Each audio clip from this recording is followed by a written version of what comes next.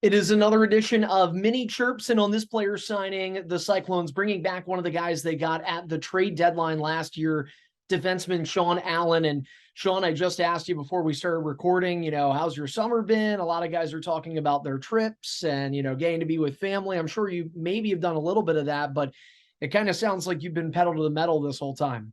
Yeah, I've been doing lots of road biking this summer. Obviously, spending time with friends and family, my niece and nephew for sure, and just been grinding in the gym on and off the ice. So I'm curious. I mean, you're 24, still young, so you're kind of able to, go full steam ahead. Is this a typical off season for you in terms of your workout routine, or are you a little bit more dialed up this time? I usually like to stay active, so usually I'll take like a month off after the season's done, and then I'll get right back into the swing of things. So again, as I mentioned, you were acquired. I could be wrong. I think it was like on the day of the trade deadline. It may have been the day before, from Wichita. And that was a team you spent your first three professional seasons with. You got to play 5 regular season games in Cincinnati, plus the playoffs with Toledo. It was a hell of a series. What is, I guess, kind of your, I feel like we are still asking about your initial thoughts here because you did have that sample size as opposed to a full season. Where were your thoughts once we got to the end of the year on just what it was like being with the Cyclones? Yeah, it was a great group of guys in Cincinnati, and the city speaks for itself there. So I had lots of fun with a short stint there, but I'm ready for next season, that's for sure. In terms of, obviously talking about the fun, but from the competitive side, I mean, to come from one pro team and make a really quick transition to another and especially the difference, I think that's another good point to touch on. Wichita last year, by the time you left, were kind of buried in the standings. They knew their fate was, end of the season after 72 games. Was it a switch at all for you mentally coming from being in that to jumping over and immediately being in a playoff race? Because the Cyclones were not guaranteed a playoff spot until the final weekend of the season.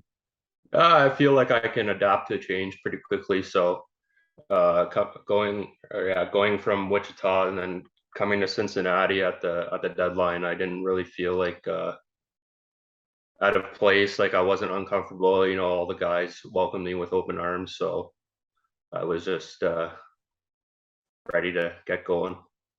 You've got an interesting path in the fact that a lot of players that we see in the ECHL are going to junior hockey, and if they can play major junior like you, then they go to college, then they go to pro. You skip that step. It's actually a benefit I think the Cyclones in many ways get to reap. I mean, how much of an asset do you yourself view that as in the sense that you're young, you could have a very long professional playing career ahead of you, and yet you already have all this experience at this double A level? Yeah, I felt like my game in junior really related to like the pro level. I was big, strong for my age coming out of junior, and just jumping straight to pro. I thought like that was the best fit for me. So obviously I did that, and I think it's been like the right decision.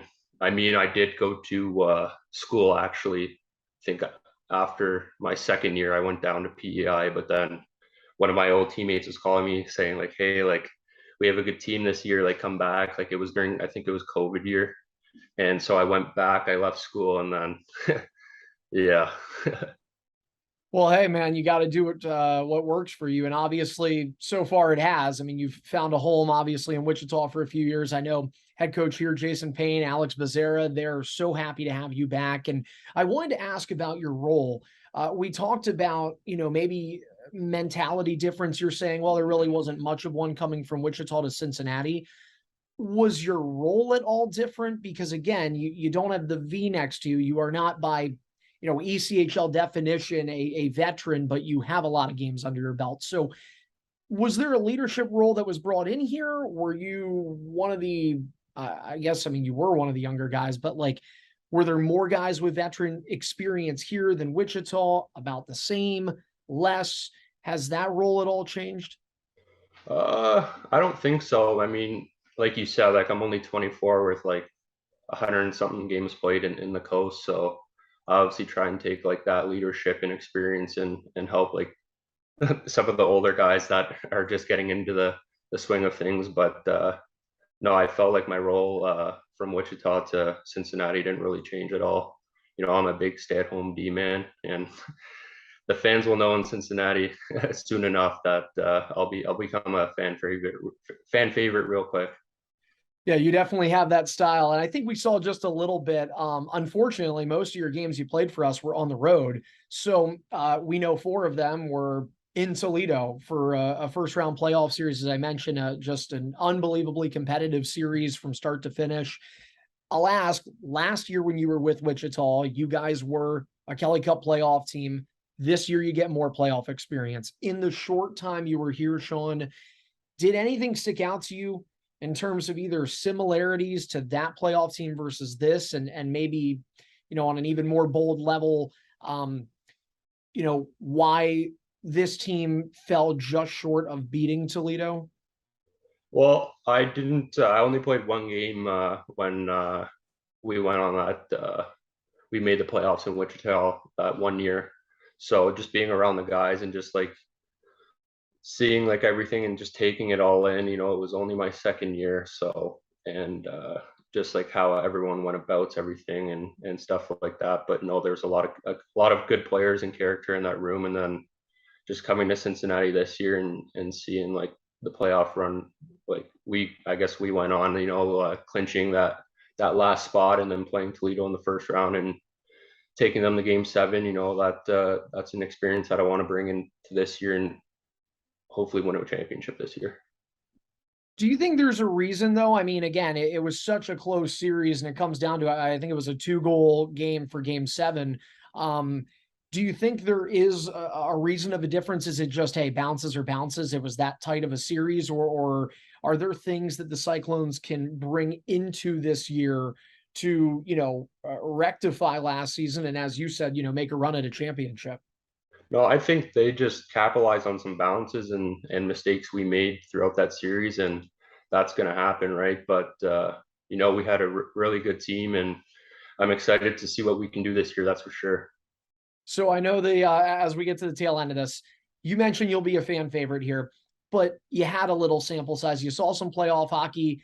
You were here. I thought you had the goal. I think Josh Passel tipped yours at the home finale here, where we had 10,000 fans, and the Yeah. Clones clinched a playoff spot. What was that energy like, and being in that atmosphere? I know you played for some pretty premier teams in the Ontario Hockey League. Obviously, Wichita's got a really nice barn too. So I don't know where that crowd stands Yeah. in terms of if it was the biggest you've ever played in front of. No, Wichita, like they had like a nice barn, but they didn't really like have like the fan support as we do in Cincinnati. And coming here and then getting in, and then I think it was the one Friday or Saturday game, and I couldn't end up playing because I had to do physicals. But just like taking in the crowd and the energy and just like the amazing support they have for us is just incredible. So I'm excited for those like Friday, Saturday night games in Cincinnati when maybe I throw it down and get the crowd fired up. So All right, man. So we know, as last thing I'll ask you here, I can see it. You're a competitor. You're probably trying to get off this call to go work out again. I mean, you are grinding to October, but there is a fun layer of you. I've seen it on the road. I know you can be a loose guy too. In the little bit of time you've been here, I mean, have there been some fun places, whether it's a good spot to eat? I know last year you were one of the sharpest dressed guys for the Kentucky Derby. I mean, you get out and you do some fun stuff. So are you looking forward to that? And are there things that when you get back here, you're like, okay, when I have a day off, I'm itching to go do this again? well, I can honestly say when I got to Cincinnati, I never tried Skyline, so I got to get on that when I get back, and then obviously just getting going with the season, and obviously maybe catching some of the Bengal games and stuff like that. So just catching up with the guys, building a good relationship with all the guys in the room and making a tight group, and we'll have a great season.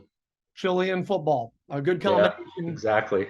here in Cincinnati. So, all right, Sean. Well, hey, thank you so much again. Our newest player signing, Sean Allen, coming back to the Cyclones, another returning defenseman for this team that is looking to make its championship run beginning on October 22nd. And we will be home for first face-off Saturday, October 29th. Go to cycloneshockey.com to get your tickets. Sean, thanks again, and we look forward to seeing you come October. Thanks for having me. We'll see you soon.